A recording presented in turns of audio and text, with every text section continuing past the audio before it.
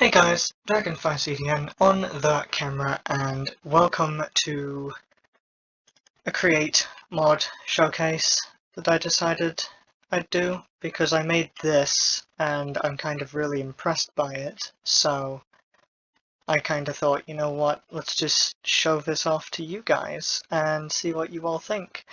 This is a 5x5x11 furnace engine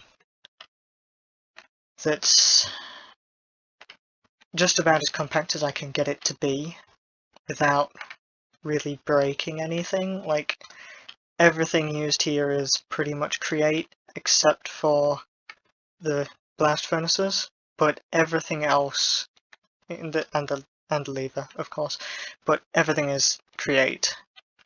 So this is the most created thing, I guess. I don't know. That was a terrible pun. Anyway, I'm using creative crates to generate resources just to fuel this.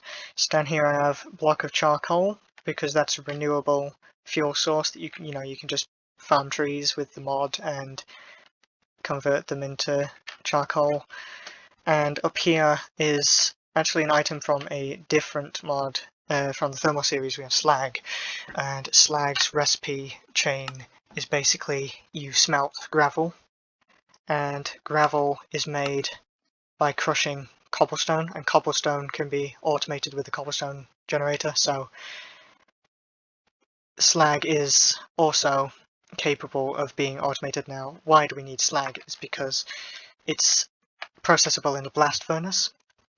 Now, the tooltip for the flywheel states that, of course, your furnace generates your energy, but skipping forwards here, blast furnace doubles the efficiency of the engine. So you want to use blast furnace, and it just so happens to be that the uses for slag is that you can blast it into whatever the hell white rock wool is. It's actually kind of useless. The only thing you use this for is making a satchel or a different coloured rock wool, which don't have any other use other than different coloured satchels. Oh, and a cave cover from refined storage. That's it. So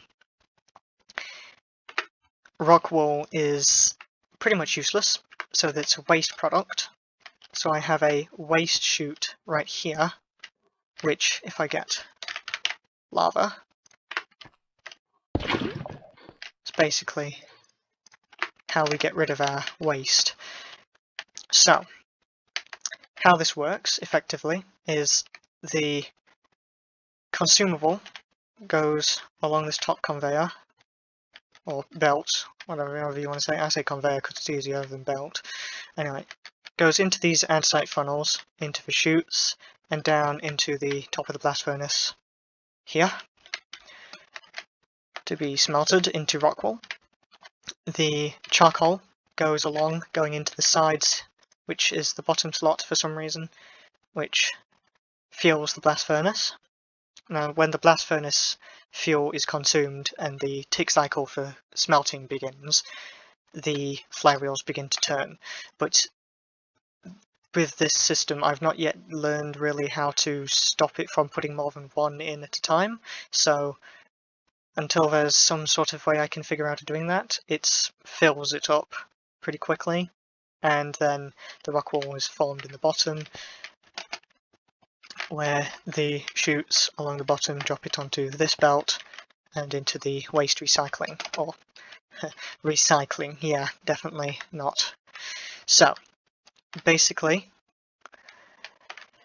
that's kind of how that works. Powers the flywheels. Then the flywheels go into vertical gearboxes here, here, and here, and here, which is then transferred up into this main transmission, which goes across here and outputs here into the stratometer, which I'll show you because I have engineer's goggles, which I'll wear when I start it up.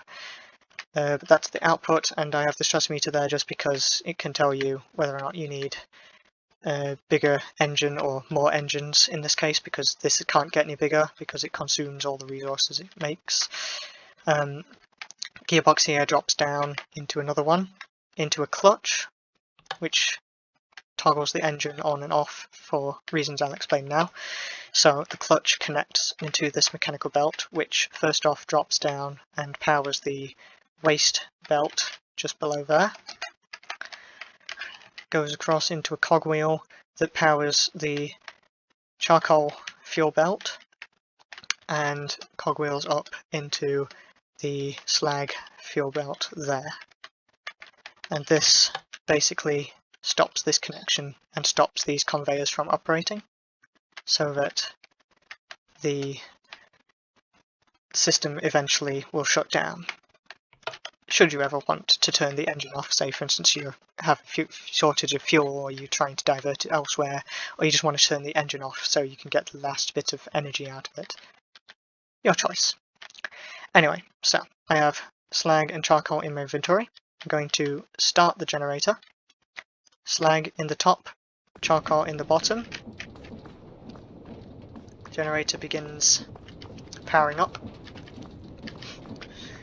All of the resources that begin are consumed by the first ones in the loop until eventually it fills up, and in the process of it filling up, and like I said, that stops the whole system there, so allowing it to turn off. The stress emitter not really doing much at the moment, and like I said, rock wool is produced down here and gets sent across. Let's get a better view of this. It's then sent across this conveyor and is then dumped straight into the lava. So eventually that will fill up, and thus begins a process where the next level will power up, like so. And then that happens for everything down the pipe. So yeah, that's pretty much how the engine works.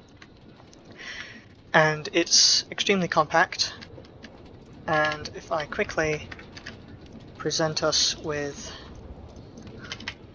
the maximum we can produce from an engine of this size, toggle that back on.